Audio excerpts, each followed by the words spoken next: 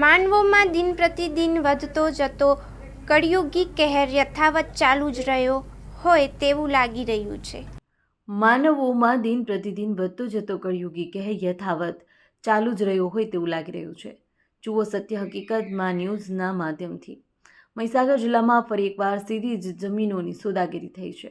જનતાના સેવકો જ જમીનો પચાવી પાડનાર ભૂમાફિયાની ઢોંઢ રાજનીતિ કરી રહ્યા છે, તો આમ જનતા કોની પાસે જાય? શું આ કેસમાં તપાસ થશે કે નહીં તે જોવું રહ્યું. લુણાવાડા તાલુકાના મોટા સોનેલા ગામની જમીનમાં જે માલિક હતા એ માલિક નહીં પણ બીજાના મોં ચડાવી જમીનો પચાવી પાડનાર ભૂમાફિયાઓ છે. સરકારી તંત્ર દ્વારા કોઈ પણ જાતની જાણ કર્યા વગર જમીન માલિકીનું નામ હટાવી બીજા માલિકોના નામે નકલોમાં ચડાવી સગેવગે કરી કરોડો રૂપિયાના જોરે મોટું અભિયાન ચલાવી આમ જનતાને પરેશાન કરી રહ્યા છે. શું આ જમીનો ખરીદી કરનાર કોણ છે અને કોની નજર સમક્ષ આ બધું થઈ રહ્યું છે તે જોવું રહ્યું. શું કોઈ રાજકીય પક્ષો કે નેતાઓ તેમજ સમાજના અગ્રણીઓ સહિત અનેક લોકો સામેલ હોય તો સરકારી તંત્ર દ્વારા કેમ કોઈ પણ જાતની કાર્યવાહી નહીં થઈ તે જોવું રહ્યું. અહેવાલમાં ન્યૂઝ દિલીપ ચૌધરી, મહીસાગર. જાગો મારા વાલા ખેડૂત ભાઈઓ જાગો. હું આજે આપને રેવન્યુ ડિપાર્ટમેન્ટના અધિકારીઓ દ્વારા ઠાકોર પરિવારના એક ખેડૂતની જમીન મૂળ માલિકને જાણ કર્યા વિના બીજાના નામે તબદીલ થયાનો એક કિસ્સો આપ સમક્ષ મૂકું છું. જોઈએ તેની હકીકત શી છે. હું છું રમણભાઈ પટેલ, મહીસાગર જિલ્લાના લુણાવાડા તાલુકાના આંકલવા ગામનો વતની છું. મારા એક મિત્ર મુકેશભાઈ રાયજીભાઈ પટેલ ગોલાના પાલ્લા, જેઓ અત્યારે સુરત મુકામે પોતાના પરિવાર સાથે રહે છે. અમોએ આજથી 4 વર્ષ અગાઉ લુણાવાડા તાલુકાના મોટા સોનેલા ગામની સીમમાં આવેલા સર્વે નંબર 53 બ્લોક નંબર 236માં આવેલી 33 ગુંઠા જમીન લે વેચ કરનાર દલાલ આશિકભાઈ સુરતી, રશીદભાઈ તથા કેતનકુમાર હરિશંકર પંડ્યાના આ ત્રણેય વ્યક્તિઓએ ભેગા મળીને 30 દિવસમાં આ જમીનનો પાકો દસ્તાવેજ કરાવી આપીને 6 માસમાં એને કરાવી પ્લોટિંગ કરી વેચી આપવાની મૌખિક શરતો કરીને ગઈ તારીખ 22/5/2021ના રોજ બાનાખત કરી આપેલું. ત્યારબાદ 6 માસ પછી અમે આ જમીનની ફરીથી નકલો કઢાવતા મૂળ કબજેદારોના નામો નીકળી ગયેલા અને બીજા 2 નામો કોઈ પણ જ્ઞાતિ વિનાના દાખલ થયેલા જોવા મળ્યા. તેથી અમે મૂળ માલિકને પૂછતા તેઓએ અમોને જણાવેલ કે રમણભાઈ, અમે બહારગામ રહીએ છીએ, અમને આ અંગેની કશી જ જાણ કોઈ પણ પ્રકારની કોઈ પણ અધિકારીએ જાણ કરવામાં આવેલી નથી.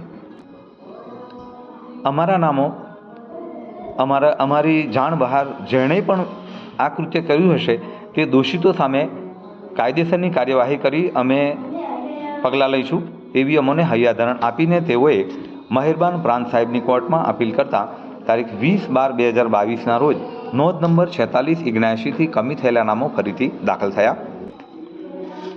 આમ રેવન્યુ ડિપાર્ટમેન્ટના અધિકારીઓ આર્થિક રીતે સમૃદ્ધ વ્યક્તિઓના સંપર્કમાં રહીને કેટલાય ખેડૂતોની જમીનોમાં મૂળ માલિકની જાણ બહાર અમારા જેવા ખેડૂતોની જમીનો સગે વગે કરવાનું કૌભાંડ ચાલતું હશે તેવી શંકાના આધારે અમોએ RTE એક્ટ 2005 હેઠળ માહિતી માગેલી, જેમાં જાણવા મળ્યું કે નવા નામો દાખલ થયા તેના અરજદાર જે તે વખતના મામલતદાર શ્રી પોતે છે. આમ તો કોઈ પણ અરજી હોય તો તેમાં ખેડૂત ખાતેદાર હોય છે, પરંતુ આ કેસમાં અરજદાર તરીકે મામલતદાર શ્રી પોતે છે. એ પણ એક તપાસ અને સંશોધનનો વિષય છે એવું અમારું માનવું છે. બીજું કે 135Dની જે નોટિસ છે એ નોટિસમાં જે તે કબજેદારોના નામની સામે તલાટીએ રૂબરૂમાં સહીઓ કરાવવાની હોય છે, પરંતુ એ મુજબ કોઈ કાર્યવાહી થયેલી જોવા મળતી નથી. આ નોટિસમાં તલાટીશ્રીએ સહી સિક્કો કરવાનો હોય છે એ પણ કરેલો નથી પ્રથમ પેજ ઉપર. ત્યારબાદ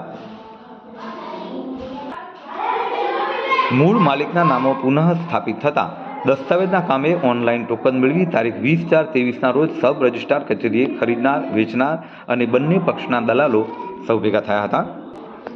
એ વખતે જવાબદાર અધિકારીએ 7/12/8 માં દર્શાવેલ જમીનમાંથી 23.27 ગુંઠા જમીનનો દસ્તાવેજ બનાવ્યા બાદ નામે થવામાં કોઈ વાંધો છે કે નહીં તે અંગે પૂછતા તેઓએ અમોને જણાવેલ કે 20 ગુંઠા ઉપર છે એટલે કોઈ વાંધો નથી, તમારા નામે થઈ જશે એવું જણાવીને અમોને દસ્તાવેજ કરી આપેલો.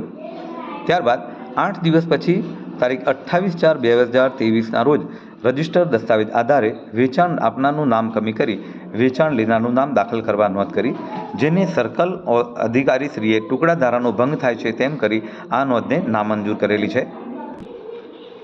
આ બાબતે અમે પ્રાંત અધિકારીની કચેરીમાં મળતા ગુજરાતના ટુકડા ધારામાં સરકારશ્રીએ જે મહત્ત્વનો ફેરફાર કરેલો છે તે અંગેનો પત્ર આપી ચર્ચા કરેલી કે રાજ્યનો કોઈપણ ખેડૂત ખાતેદાર રાજ્યમાં ગમે ત્યાં ટુકડાની જમીન લઈ શકે અને વેચી પણ શકે. આવો પત્ર અમે રૂબરૂ આપેલો તથા જમીનના 5 માલિક હોય તો પણ દરેક વ્યક્તિ પોતાના ભાગે આવતી જમીન વેચવા માટે સ્વતંત્ર છે તેવું ગુજરાત નોંધણી અધિનિયમ 1882ની કલમ 44 પ્રમાણે 7/12માં 2 થી 5 કે 10 નામ હોય તો પણ 1 કે 2 વ્યક્તિ પોતાના હિસ્સાની જમીન વેચી શકે છે. તે માટે અન્ય ખાતેદારોની સંમતિની કોઈ જરૂર રહેતી નથી અને આવો કોઈ પણ દસ્તાવેજ થયેલો હોય તો પણ તેની ઈ-ધરા મામલતદારે કાયદેસર તેનું નામ દાખલ કરાવવાની ફરજ બને છે. તે અંગેની પ્રેસ નોટ અમોએ પ્રાંત અધિકારી સાહેબની કચેરીમાં બતાવતા તેઓએ અમને 10 થી 15 દિવસમાં અમે દસ્તાવેજ આધારે તમારું નામ દાખલ કરી દઈશું તેવી હૈયાધારણ આપી હતી. ત્યારબાદ નવા જે નામો રેવન્યુ ડિપાર્ટમેન્ટે કોઈ ખેડૂતને જાણ કર્યા વિના જે દાખલ કરેલા તે નામોવાળા વ્યક્તિઓએ મહેરબાન નાયબ કલેક્ટર અને પ્રાંત સાહેબની કોર્ટમાં RTS અપીલ દાખલ કરતા અમોને દસ્તાવેજ કરી આપનાર ગિરીશકુમાર મગનલાલ ઠાકોરે પણ સર્કલ ઓફિસર શ્રી વરદરી સામે 20/7/2023ના રોજ અપીલ કરતા 27મી માર્ચ 2024ના રોજ જમીન વેચાણ અંગેની ફેરફાર નોંધ 4744 યથાવત રાખવા હુકમ કરેલો.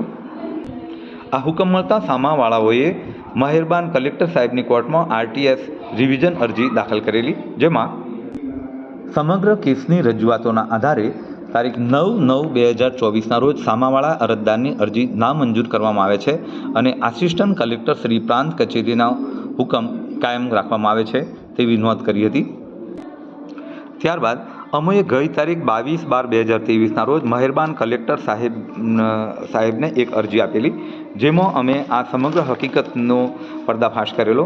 તેમાં અમે સ્પષ્ટ જણાવેલું હતું કે રજિસ્ટર દસ્તાવેજના આધારે અમારું નામ દાખલ થાય તે અંગે અરજ કરતો મહેરબાન કલેક્ટર સાહેબશ્રીએ પણ આસિસ્ટન્ટ કલેક્ટર શ્રી પ્રાંત કચેરી લુણાવાડાને પત્ર પાઠવેલ, જેમાં સ્પષ્ટ લખ્યું હતું કે રજિસ્ટર વેચાણ દસ્તાવેજ નંબર 15/24/2023થી ખરીદ કરેલ જમીનની નોંધ નામંજૂર કરેલ હોય આધાર પુરાવાઓને ધ્યાને લઈ કસૂરવારો સામે કાયદાકીય પગલાં લઈ વેચાણ દસ્તાવેજ આધારે નોંધ મંજૂર કરી ન્યાય આપવા અંગેની રજૂઆત મહેરબાન કલેક્ટર સાહેબે કરેલી.